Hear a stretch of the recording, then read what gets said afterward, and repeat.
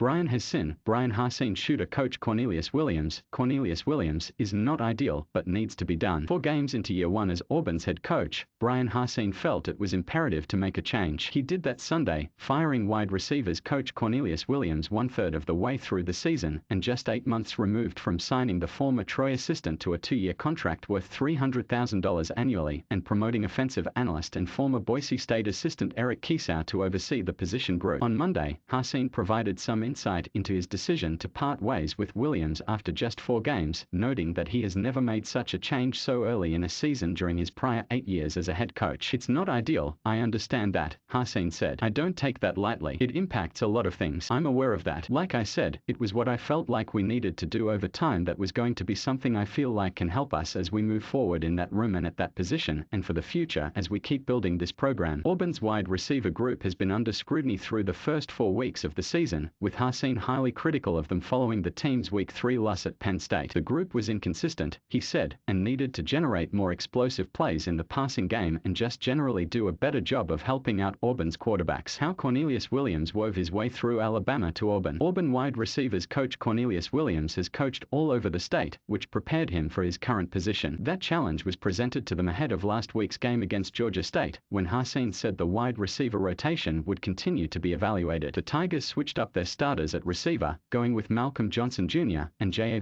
Johnson, and they rotated every receiver through the lineup as the offense slogged through a 34-24 win against the Panthers. Afterward, Hassin again lamented the play of Auburn's wide receivers and the need for them to find ways to make plays.